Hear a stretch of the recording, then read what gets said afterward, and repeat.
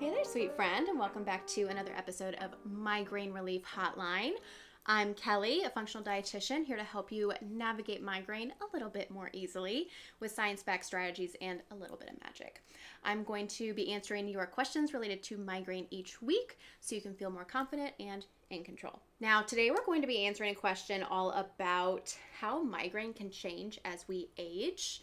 But before we do that, I wanted to share with you, I've been having people ask me what I'm drinking because I always come in with like a little mug of tea, and I want to share this with you because this is actually something that I recommend sometimes to my clients. So this tea, it's called Throat Coat Tea, and this one in particular is by Traditional Medicinals. It contains like different ingredients, different herbs that are soothing to the digestive tract, including soothing to your throat, right? Hence the name. But the reason I drink it while I'm recording episodes is because it helps keep my voice smooth and my mouth hydrated. So it's a little trick that I've been using. It works super well. It has an interesting flavor to it. Fair warning if you try it, but I'm used to it at this point. I kind of even like it. So it's definitely worth the benefits to get through that taste. But let's go ahead and hop into today's question. As always, a quick note before we jump into today's question. I am a dietitian, but I am not your dietitian. This podcast is intended for educational purposes only and is not a substitute for medical advice. Always check with your healthcare provider before making any changes related to your health. Now, today's question comes from Lily, and she has some questions about how her migraine is changing as she gets older. So she wrote in, can migraine change as you get older? Mine feels different now compared to how it used to be. What's going on? Okay, great question. And I know it's frustrating when migraine doesn't stay consistent, right? Especially when you feel like you're finally figuring things out, only for it to change. So annoying. So let's talk a little bit about whether this is normal, why it happens, and what we can do about this. So migraine can and typically does change as we age and go through different stages of life. Now, the most common one you've probably heard is that migraine changes after menopause, right? And you may have even been told that just hold on until after menopause and your migraine will go away, right? So that's a good, like, stereotypical example of the myths kind of around migraine changing as we age. Another one is pregnancy.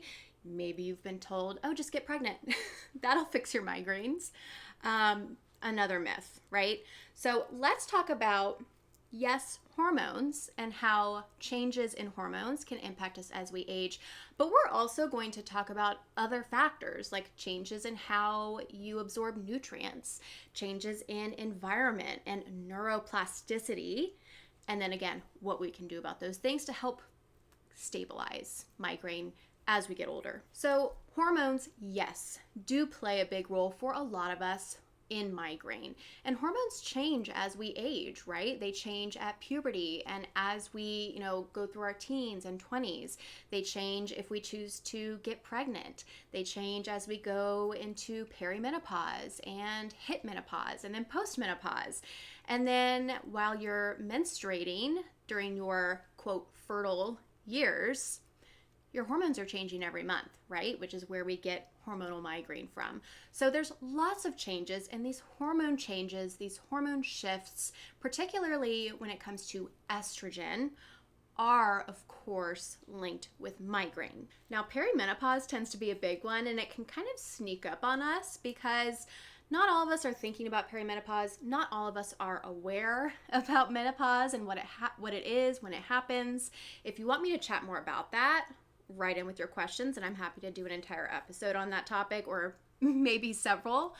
But perimenopause is definitely a stage of life that happens typically in our 40s at some point that can massively impact migraine and cause it to feel more erratic and harder to control. During perimenopause, our estrogen levels in particular are fluctuating rapidly throughout the month and sometimes even throughout a single week. And these rapid fluctuations in estrogen are what can make migraine so much harder during this phase of life. Now, once we hit menopause and a few years after that, Typically, the expectation is since hormones have kind of stabilized, migraine should also stabilize. This isn't always the case, but sometimes people do experience a major improvement in migraine after menopause, and this is always what we hope for, right? Now, another hormone-related change that we can see with migraine over time is both starting and stopping hormonal birth control, or even changing types. So oftentimes in our teens or early 20s, we'll start hormonal birth control. This can impact our control of migraine either for the worse or for the better. We may go off of it when we want to have a family. This can impact migraine, and then you may go back on it again, come off it again. This all impacts migraine control.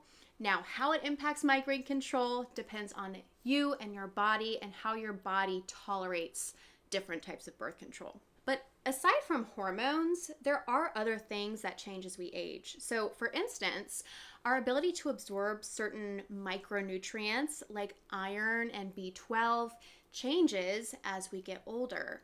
This is because naturally our stomach acid production tends to go down the older we get, and we need stomach acid to use vitamins and minerals like iron and B12. Now, why does this matter for migraine?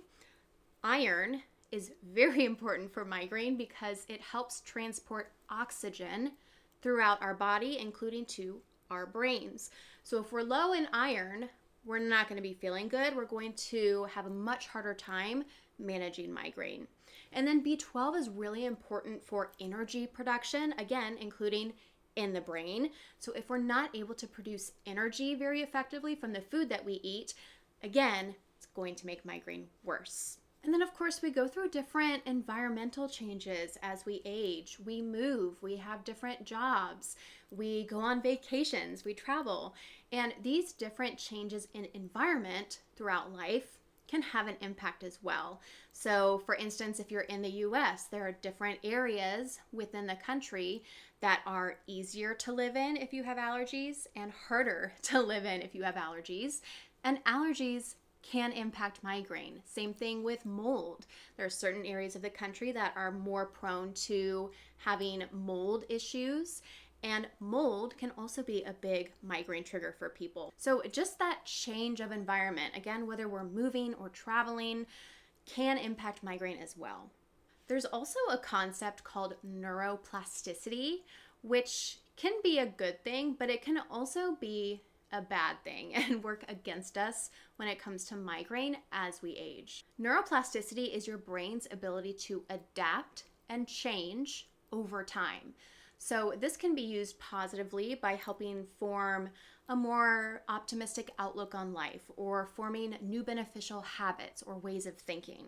But neuroplasticity can also kind of go the other way, where we're becoming more and more sensitive to migraine triggers and migraine pain, dizziness over time.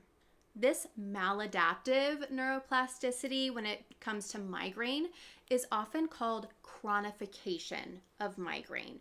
So more specifically, as we age, we can become more sensitive to triggers, more sensitive to pain and other symptoms associated with migraine, and therefore our migraine can become chronic or more frequent. And again, this is something that could be an entire episode on its own. So if you want me to talk more about that, definitely write in with your questions about chronification and neuroplasticity, because it's not a dead end. You can reverse chronification. So if you feel like your migraine has been changing with different life stages, or if you just want to make sure that you catch that if it does start to happen, here are some things that you can kind of look out for.